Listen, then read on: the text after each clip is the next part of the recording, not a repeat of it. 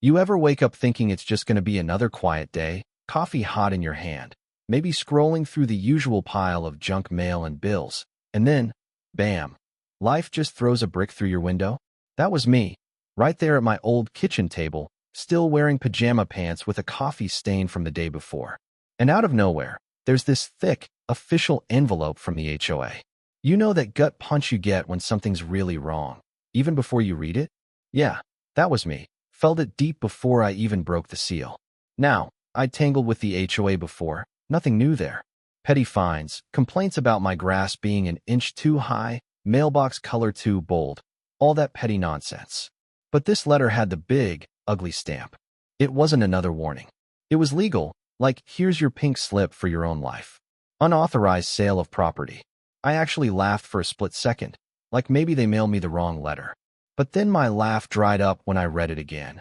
My family's land, the 200 acres my granddad busted his back to buy, the same woods my own kids grew up in, gone. Sold. Not a phone call, not a knock, not even a text. Nothing. Just poof, like it never mattered. I must have read that letter 12 times, staring till the words blurred. Tried to find some typo, some trick, anything. But the fact sat there like a dead fish. It was finalized. The buyer, some faceless private developer. No contract copy, no details, just the property has been transferred. My hands were shaking when I called Frank, my lawyer, and, honestly, one of the only people I trusted when it came to land. I could barely get the words out. Frank, they sold my land. My land, Frank. How is that even possible? Frank's the kind of guy who gets calmer the more the world goes sideways. He didn't freak out. He just told me to get my butt to his office. That night, I barely slept. All I could see when I closed my eyes was those fields, the old barn, the creek where we used to fish. Gone. Like some faceless suit could just erase it all with a pen. You know what I mean? Next sunrise, I was in Frank's office. He poured thick black coffee and started tearing through paperwork like a surgeon.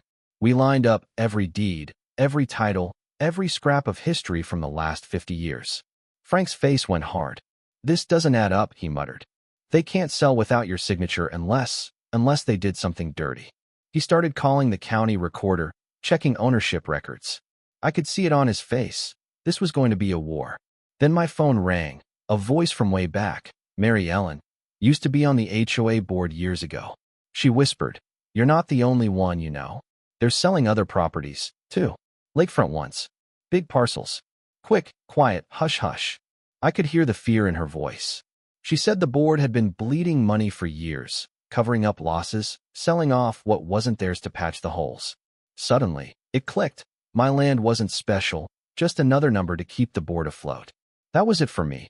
I wasn't just some victim anymore. I had leverage. Frank and I spent the next week pulling every record, every sketchy transaction.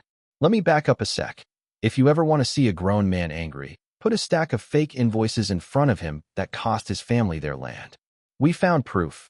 Fake maintenance bills, land sold at a fraction of its worth, money funneling who knows where. This was organized theft, not just incompetence. So I started making calls. Realtors, lawyers, a few gutsy developers who didn't mind stirring up scandal. Frank set up a trust, so if we managed to reverse any sales, the money went back to the community, not into some HOA slush fund. But I knew that wasn't enough. I sent every dirty file, every doctored ledger straight to the local news. Anonymous tip, I wrote. Took about 2 days for the story to explode. HOA accused of illegal land sales. Neighbors who barely spoke to me before now showed up on my porch, shaking my hand, telling their own stories. That's when Henry, the HOA president, biggest weasel I ever met, called me, middle of the night. Voice cracking, trying to sound tough. "You don't know what you've started," he said. "You think you've won? This isn't over." I just let him rant. He was right about one thing, it wasn't over. The board circled the wagons, called an emergency meeting, painted me as a troublemaker. "You're destroying this community," they said. "You're making things up." I waited till they were done. Then I stood up, voice shaking but loud enough for the whole room. "You've been robbing us blind. Selling off land that isn't yours. Hiding losses. Lying to your neighbors. It ends here." The room went dead quiet. You could feel it. The whole mood shifted. Some people angry, most just relieved, like they'd been waiting years for someone to say it out loud. After that, all hell broke loose. TV crews on the curb, hate mail in my mailbox, neighbors whispering. But that was just the surface. Because then they came after my family. My sister, Sarah, called late one night, voice trembling. They showed up at my place. Said if I keep supporting you, I'll regret it. Next thing I know, I'm getting anonymous calls, threats in my mailbox, even some goon in a black suit showing up on my porch and leaving a note, "Stop, or you lose everything." Yeah, that happened. I brought Frank back in. He just nodded. They're scared. That means we're close. Digging deeper, we found a name in the records, a local bigwig, major political donor, tied to the HOA. That's when I realized this wasn't about lawns or fences or even land anymore. It was a racket, bribery, money laundering, payoffs to county officials. And now, with the evidence piling up, we had enough for a lawsuit. Did they try to shut me down? Of course.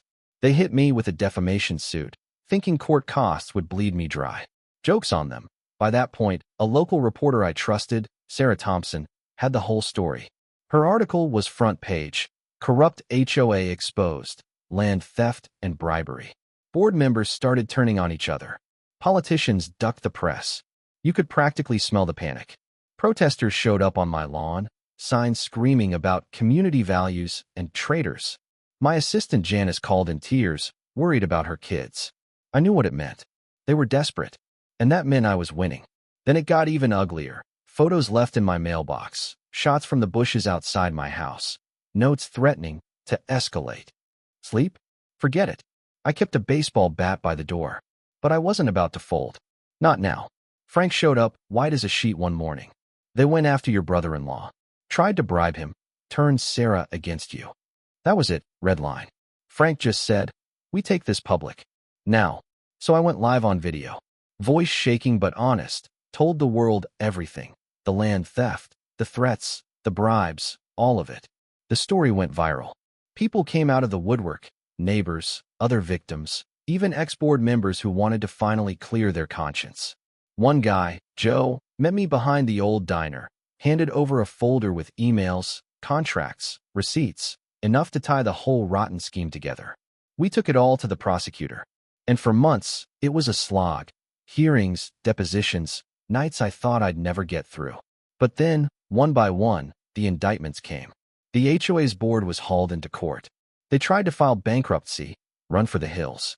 Didn't matter. The law caught up. The day the verdict came down, I stood on my porch, sun setting over the fields my grandfather worked, and I finally felt that weight come off my chest. My land was safe. Our community started to heal. People finally speaking up after years of being scared silent. Was it a fairy tale ending? Not quite. I lost time, lost sleep, lost some people I thought were friends. My family. We had scars. But for the first time in years, I felt proud, like I'd done right by the folks who came before me and the kids who'd come after. But the truth? Justice is never finished. You win one fight, another pops up down the road. All you can do is stand your ground, tell the truth, and refuse to be bullied. So what about you? Was it worth the fight? Would you have stood up or walked away? Drop a comment, share your own HOA horror story. Because, in the end, justice isn't just about one person, it's about all of us.